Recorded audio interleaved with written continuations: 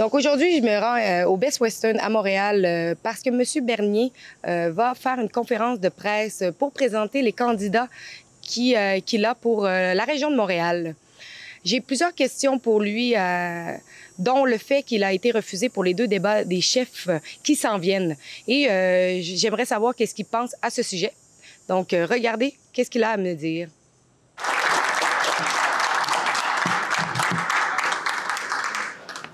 Bonjour tout le monde, bienvenue. Je suis très heureux aujourd'hui de vous présenter quelques-uns de nos candidats, puisque vous savez peut-être, on a déjà sur 78 candidats au Québec, 68 candidats d'approuvés. Et je tiens à vous dire que nous allons avoir des candidats dans tous les comtés au Québec. Et en ce qui concerne le Canada, on a déjà 318 candidats d'approuvés partout à travers le pays. Donc, on a plus de candidats approuvés maintenant que le NPD, que le Parti vert. Et je tiens à remercier l'équipe qui ont travaillé très fort et nos candidats. Avant de commencer, j'aimerais laisser la parole à nos candidats pour qu'ils se nomment et se présentent par rapport à leur comté pour que chacun puisse les connaître. C'est la plupart des candidats de la région de Montréal. Au moment où on se parle, dans la région de Montréal, on a des candidats dans tous les comtés. Maintenant, on va commencer par ici, allez-y. Monsieur Aubé, Thérèse de Blainville, fier de représenter la circonscription de Thérèse de Blainville. Merci. Mathieu Couture, Laval-les-Îles. Merci beaucoup, Maxime, là, pour cette chance. Merci. Jeff Benoît, Chaligui-Lacolle. Richard Evanco, Laurentide-Labelle, deuxième campagne pour M. Maxime Bernier. David Freiheit, l'avocat devenu YouTuber pour le riding de Notre-Dame-de-Grâce et Westmount. Michael Patterson, candidat pour Dorval, la Chine-LaSalle. Oh. Daniel Tremblay, candidat pour le comté de Laurier-Sainte-Marie. Julie Saint-Gelais pour le comté de Repentigny. Michel Walsh, LaSalle, et mort Vernon. Gregory Bono, Philippe Sonore. Piloton d'Esclin, la Pointe de l'Île. Kian Ravenshid, Rivière-du-Nord. Ruth Fontaine de la Prairie. Akia Lassie, Lac-Saint-Louis. Lucilia Miranda, je suis candidate à Honoré-Mercier. Michel Lavoie, Bourassa. Louis Léger, Marc-Aurèle Fortin, à Laval. Sylvain Parizeau, Saint-Hyacinthe-Laudotte. Manon Chevalier, Antique-Cartierville. Maxime Bernier-Beauce.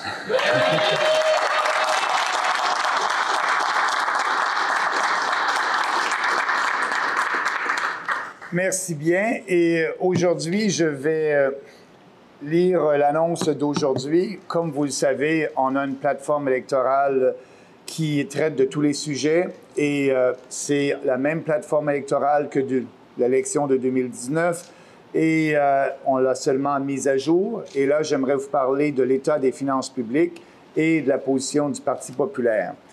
Les finances publiques du Canada sont dans un état désastreux. Sous les libéraux de Trudeau, les dépenses, les déficits et la dette nationale explosent. Justin Trudeau a exploité la crise de la COVID pour créer toute une série de nouveaux programmes coûteux et augmenter en permanence la taille de l'État. En 2020-2021, les libéraux ont enregistré un déficit de 354 milliards de dollars et la dette nette du Canada a dépassé 1 billion de dollars pour la première fois. Tous les autres partis ont soutenu la dépense massive des libéraux et aucun d'entre eux ne s'est engagé à réduire la taille de l'État. Ces décisions sont complètement et totalement irresponsables. Lorsqu'une récession frappera ou les taux d'intérêt augmenteront, le gouvernement fédéral se trouvera dans une situation financière très précaire et pourrait perdre le contrôle de ses finances publiques. Au lieu d'acheter des votes avec de l'argent emprunté, un gouvernement responsable devrait réduire les dépenses, équilibrer le budget le plus rapidement possible, puis baisser les impôts de manière prudente afin de remettre de l'argent dans les poches des contribuables. Un gouvernement du Parti populaire éliminera progressivement tous les programmes de dépenses liés à la COVID, annulera les nouveaux programmes annoncés par le gouvernement Trudeau, éliminera le déficit avant la fin d'un premier mandat en faisant preuve de prudence budgétaire et en comprimant les dépenses. Et il réduira l'impôt sur les revenus des particuliers, l'impôt des entreprises et la taxe sur les gains en capital, une fois le déficit éliminé, dans la mesure où la marge de manœuvre budgétaire le permettra. Donc, le message principal à retenir aujourd'hui, c'est que nous, on ne fait pas comme les libéraux ou le Parti conservateur. On n'essaie pas d'acheter des votes avec de l'argent emprunté qui est irresponsable et fait en sorte que les générations futures vont devoir payer des années pour ces déficits et cette dette qui est à des niveaux jamais atteints depuis la fondation du Canada. Et donc, on va équilibrer le budget en un mandat, contrairement à Trudeau et O'Toole, qui ne parlent pas d'équilibrer le budget, mais qui continuent à dépenser et promettre des dépenses qu'on ne peut se permettre, et ça dans le but d'acheter des votes. Nous, on ne joue pas à cette partie-là. On est responsable et on dit aux Canadiens, bien, on va en premier lieu équilibrer le budget et en deuxième lieu, avec les surplus, baisser les taxes et les impôts de tous les Canadiens. Donc, j'aimerais en profiter pour souligner que les médias nationaux ne sont pas là aujourd'hui et malgré le fait que le Parti populaire a, comme je l'ai dit au début, plus de 328 candidats, plus que le NPD, plus que les Verts, malgré que le Parti populaire est plus élevé dans les sondages présentement que le Parti vert. Aujourd'hui, au moment où on se parle, un sondage public nous donne 6 %.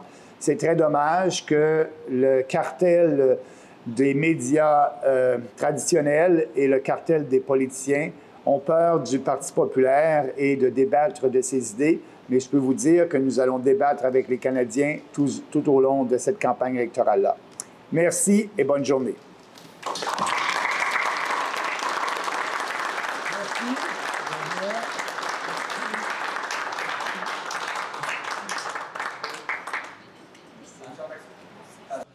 Donc, aujourd'hui, je suis avec M. Bernier et David Freit. Donc, M. Bernier, récemment, on a su que vous avez été exclu du débat qui s'en vient, des débats des chefs, les deux débats, en fait. Est-ce que vous avez un plan d'action pour contrer le tout? Quelle est votre position? Comment vous réagissez-vous? Premièrement, c'est très décevant qu'on ait été exclu parce que je regarde la méthodologie qui a été utilisée en ce qui concerne certains sondages. Un sondage Ipsos qui nous pointait à 0,7 %. Dans le temps où ils ont dit qu'ils prenaient des sondages de 10 jours, 5 jours avant les élections, 5 jours après, ils ont regardé les sondages. Dans ce laps de temps-là, il y a eu 12 sondages. La commission en a choisi 9, pardon. Et dans les 9, la commission a choisi un sondage qui nous donne à 0,7 %. C'est complètement ridicule parce qu'à la dernière campagne électorale, on a eu un score d'1,6 %. Donc, ça a été arrangé. On ne voulait pas que le Parti populaire participe au débat parce que notre message est populaire. Et plus les gens vont écouter et entendre le Parti populaire, bien plus on va avoir d'appui. Et ça, c'est le cartel des médias avec les autres partis politiques qui, ensemble, excluent le Parti populaire des débats pour nous empêcher d'avoir une voix parce qu'ils savent que si on est présent dans les débats, on va être capable de convaincre les gens parce qu'on fait de la politique autrement, basée sur des principes, on dit la réalité et on n'essaie pas d'acheter des votes avec de l'argent qu'on n'a pas, que les contribuables n'ont pas, que le gouvernement n'a pas. Ce qu'on va faire, c'est qu'on va continuer de parler de nos politiques et surtout de toute la question de COVID et de le vaccin, le passeport vaccinal qui va être obligatoire au Canada dans quelques semaines. Je pense que plusieurs Canadiens qui se sont fait vacciner et d'autres qui ont décidé de ne pas se faire vacciner, ils devraient être libres de pouvoir voyager à travers le pays sans qu'on leur impose un passeport vaccinal. Et ce message-là porte, et je pense que c'est ça que les médias nationaux et les autres partis politiques qui partagent tous le même point de vue par rapport au passeport vaccinal.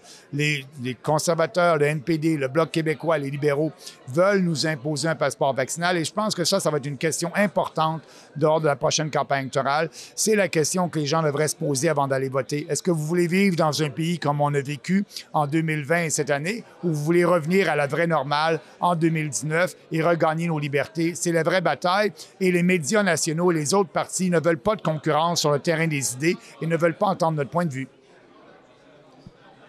Laisse-moi juste réfléchir. Oh, OK. Benjamin Disraeli disait quelque chose. Il y a 3 types de mensonges, des sacrés mensonges et des statistiques.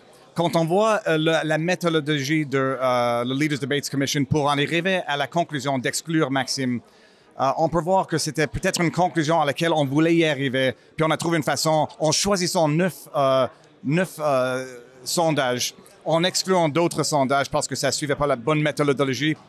Exclure un chef d'un parti fédéral qui représente une partie avec des candidats dans presque chacun des districts électoraux au Canada, c'est fondamentalement non démocratique. Les gens le savent, ceux qui le savent le comprennent, puis la raison pour laquelle ils veulent exclure Maxime du débat, c'est parce qu'ils ont peur que peut-être son message, le message de la partie, va résonner avec les Canadiens. Puis la meilleure façon d'exclure quelqu'un, de supprimer leur message, c'est de les ignorer pour par la suite les diaboliser. Et c'est exactement ce que les médias nationaux font. Mais heureusement, il y a certains médias qui portent le message, qui communiquent le message aux Canadiens. Et je pense que c'est une des raisons pour lesquelles, d'après moi, la Parti populaire augmente en popularité. C'est parce qu'on réussit quand même à rejoindre les Canadiens, nonobstant l'exclusion totale des médias nationaux. Effectivement, parce que dernièrement, on a su que pas mal tous les partis allaient être au débat, même le Parti vert et le Parti québécois, tandis que le Parti québécois représente seulement vraiment les Québécois. Ouais. Qu'est-ce que vous pensez de tout ça? Bien, c'est comme j'ai dit tout à l'heure, c'est une exclure parce qu'ils ne veulent pas avoir de vrai débat. Ça va être une conversation entre des gens qui partagent le même point de vue sur plusieurs sujets. Il n'y aura pas de vrai débat et c'est décevant pour la population canadienne parce qu'elle n'aura pas l'opportunité de connaître la plateforme du Parti populaire. Il y a beaucoup de désinformation en ce qui concerne notre parti. C'eût été une occasion unique pour nous de rejoindre d'autres Canadiens, mais on va se concentrer sur les médias sociaux, sur les médias alternatifs, les médias indépendants, parce que maintenant, on s'aperçoit que les médias traditionnels nationaux ont été achetés par le gouvernement. Trudeau a dépensé 600 millions de dollars pour acheter les médias, 1 milliard de dollars à Radio-Canada. Ces médias-là savent qu'on va couper ces fonds-là parce qu'on veut que les médias soient indépendants. Mais pour nous, je crois que cette décision-là, elle est inéquitable et injuste. Mais la campagne est très courte. On va se concentrer sur notre message et de faire en sorte de rencontrer plus de gens. Et on va être dans les médias sociaux et avec les médias alternatifs pour pouvoir faire la promotion de notre message et, j'espère, aller chercher plus de Canadiens qui vont appuyer le Parti populaire. Tout ce que j'ai à dire, c'est que Rebel Media rejoint plus de Canadiens que le CBC. Puis ce qui est ironique, c'est un peu comme le Streisand Effect, comme on dit sur YouTube. Quand on ignore quelqu'un ou quand certains joueurs dans l'industrie ignorent quelqu'un, ça donne de la légitimité à leurs idées. Ça veut dire que les gens ont peur de les exposer aux Canadiens. Puis le plus que le CBC puis les autres médias ignorent la Parti populaire du Canada, plus ça va leur légitime avec les Canadiens qui ont un esprit ouvert, puis Rebel Media qui rejoint plus de Canadiens que le CBC, notre message va quand même ressortir. Puis les Canadiens vont comprendre pour la première fois qu'il y a vraiment un parti d'opposition légitime. Il n'y a aucune parti opposition qui sera sur le stage qui fera partie du débat. C'est juste des politiciens qui partagent les mêmes opinions sur les questions fondamentales, passeport vaccinal, taxe carbone, toutes les questions, ils sont d'accord juste à un certain degré. Puis quand on voit Jagmeet Singh, le chef du nouveau Parti démocratique, the New Democratic Party, qui défend l'idée c'est légitime d'exclure le chef d'un parti fédéral du débat, parce qu'on n'aime pas son message, mais quand même ça, c'est une vision bizarre de la démocratie. Je dirais, c'est pas nouveau démocratie, c'est ancien, puis c'est pas de la démocratie de tout, c'est quelque chose d'autre. Et surtout qu'il y a une chose qui, en ce moment, inquiète beaucoup les gens, c'est le domaine de la santé. Les travailleurs de la santé qui ne voulaient pas se faire vacciner, maintenant qui ont eu l'obligation du vaccin. Beaucoup de grèves est à voir. Combien qu'on peut se permettre de perdre d'infirmiers, d'infirmières, de travailleurs de la santé sans que notre système de santé s'effondre? C'est la même chose, la santé, les employés de l'État canadien aussi. M. Trudeau leur dit qu'ils vont être obligés d'avoir le vaccin. Sinon, il a dit qu'il y aura des conséquences. Donc, il veut punir les travailleurs fédéraux qui ont décidé librement de ne pas se faire vacciner, qui est leur choix personnel de les punir. Moi, je dis à M. Trudeau, Le 20 septembre prochain, la population va vous punir, M. Trudeau, parce que vous brimez, vous violez nos droits et libertés, et les Canadiens commencent à en avoir marre de votre dictature, parce que c'est une dictature. Lorsqu'on oblige les gens à dévoiler leur dossier médical, un dossier médical, c'est privé, qu'on les oblige à se faire vacciner pour garder leur emploi, c'est contre la Charte, c'est contre nos droits et libertés. Et les féministes disaient il y a quelques années, mon corps, mon choix. Bien, le même slogan est bon aussi aujourd'hui. Mon corps, mon choix, et les employés de l'État et tous les Canadiens devraient être capables de choisir de se faire vacciner ou pas, sans conséquence. Quand je disais que le média ignore et diabolise, il prétend qu'être contre le passeport vaccinal, c'est être contre les vaccins, ce qui est une distinction à la fois malhonnête et mal fondée. Être contre le passeport vaccinal, ce n'est pas être contre le vaccin du tout. Mais les médias, ils ignorent la partie populaire pour par la suite dire qu'ils sont anti-vaccins, ce qui n'est pas le cas. Il y a, je sais pas, je pense que c'était 6 mois, Justin Trudeau disait, dans un moment peut-être d'honnêteté sincère, il y a des Canadiens avec des raisons médicaux, des croyances religieuses, des allergies, des raisons légitimes pour ne pas prendre le vaccin, des croyances spirituelles. Pour 6 mois plus tard, il y a quelques jours, dire si vous ne faites pas vacciner, c'est votre choix. Mais vous pensez pas que vous allez monter sur un avion ou un train ou un autobus. Combien ça change dans 6 mois? Il y a 6 mois, il disait des raisons légitimes, médicales, religieuses, et maintenant il dit oubliez ça.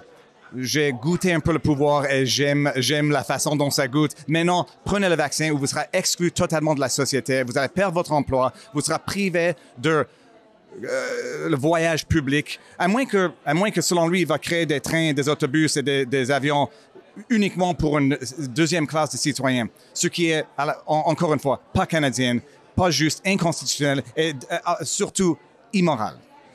Et aussi, pour en revenir avec les conservateurs cette fois-ci, on sait très bien que les conservateurs ont fait une campagne de publicité pour acheter beaucoup les Québécois émotionnellement également et a promis de payer 40% du troisième lien s'il était élu.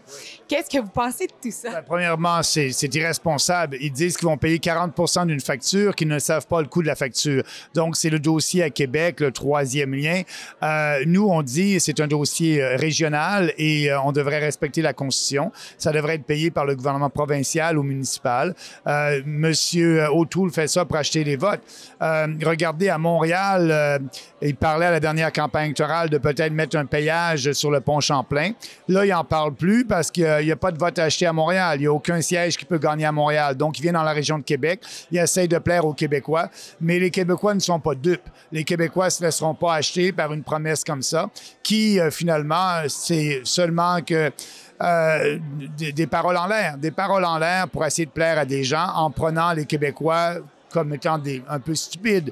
Mais moi, je les prends et on fait de la politique basée sur l'intelligence des gens. Et je pense que les Québécois sont assez intelligents qu'ils ne se laisseront pas acheter. Et la deuxième des choses, bien, nous, on dit aux Québécois, c'est injuste de taxer les gens de Vancouver pour prendre leurs taxes et après ça, payer une infrastructure locale dans une municipalité. Et vice-versa est injuste aussi. Pourquoi on taxerait les Québécois pour aller financer une infrastructure au Manitoba qui est de nature locale? La Constitution est bien faite. Nous, ce programme d'infrastructure, de financement d'infrastructures provinciales ou locales, on va l'abolir et le fédéral va seulement financer les programmes d'infrastructure nationale. C'est ce qu'on devrait faire. Mais là, on utilise ce programme-là pour acheter des votes et plaire à tout le monde. Le meilleur gouvernement, c'est le gouvernement qui est près des gens. Le gouvernement du Québec ou la Ville de Québec savent mieux à Ottawa qu'est-ce qui est bon pour eux. Et s'ils veulent avoir un troisième lien, bien, libre à eux de le financer. Il n'y a pas grand-chose qui distingue entre les conservateurs et les libéraux, sauf peut-être la preuve d'un manque d'éthique et de corruption de l'administration de Justin Trudeau. Mais peut-être ça, c'est juste parce que Erin O'Toole n'était pas en pouvoir depuis 2015. Il n'y a pas grand-chose qui les distingue. Puis c'est du, comme on dit en anglais, du pandering pur et simple. Comment trouver des votes en disant n'importe quoi si on pense qu'en disant n'importe quoi, ça va chercher des votes. Si ce n'était pas pour les double standards, certains politiciens n'auraient jamais eu des standards pour débuter. C'est une tradition infidèle de « if they didn't have double standards, they would have no standards at all », some politicians. Puis, comme je dis, il n'y a rien très peu de choses qui distinguent entre les conservateurs et les libéraux. Ils sont pour les lockdowns, mais peut-être les conservateurs sont pour des lockdowns moins graves. Ils sont pour les passeports vaccinaux. On voit ce que O'Toole puis la partie conservateur a fait avec leur candidat au Yukon pour lui punir pour ses opinions sur le passeport vaccinal. Il n'y a rien qui les distingue. Et comme je disais sur les médias sociaux, je ne pense pas que c'est le Parti populaire qui divise le vote avec les conservateurs. Rendu à ce stade-ci, je pense que c'est que les conservateurs qui divisent le vote avec les libéraux parce qu'il n'y a rien qui les distingue au niveau pratique. Et pensez-vous que M. Justin Trudeau, justement, une de ses tactiques a été de prolonger la PCU chez les Québécois quand on voit que les business sont tous en train de fermer parce qu'ils sont en manque d'employés, puisqu'on voit à tous les jours qu'il y a les domaines crient parce qu'ils n'ont plus d'employés. Qu'est-ce que vous pensez de ça? Bien, premièrement, ça a été pour acheter des votes. Regardez, les personnes âgées ont reçu un chèque de 500 $ 2 jours avant l'élection. C'est généreux, mais c'est de l'argent qu'on n'a pas. Et pour la PCU, bien, on la prolonge jusqu'à la fin des élections. Mais les gens ne seront pas dupes. Et c'est pour ça que le message du Parti populaire porte, parce qu'on dit les vraies choses. Et je pense que les gens apprécient ça. Le Parti libéral, le Parti conservateur, le NPD, c'est du pareil au même. On prend les gens pour des stupides et on leur dit qu'on leur promet la lune. Puis après ça, lorsqu'on est élu, on fait le contraire. Nous, on dit la vérité en campagne électorale, durant la campagne électorale, avant la campagne électorale et après. Et on va toujours faire de la politique comme ça parce que c'est la seule façon de gagner la confiance des gens et de changer pour de vrai les réformes qu'on doit faire à Ottawa. Si on n'en parle pas, on n'aura pas le mandat de faire ces réformes-là. Et nous, on va avoir le mandat de faire des réformes parce qu'on en parle depuis 2019 de ces politiques-là sur plusieurs sujets. L'immigration aussi, ça va être important d'avoir un débat sur les seuils d'immigration. On dit qu'il faut arrêter l'immigration de masse, avoir 150 000 immigrants par année et non pas 400 000. On croit à un système d'immigration qui va être en lien avec la prospérité économique du Canada. Les autres partis sont toujours pour plus et plus d'immigrants. Et il y a des conséquences à ça.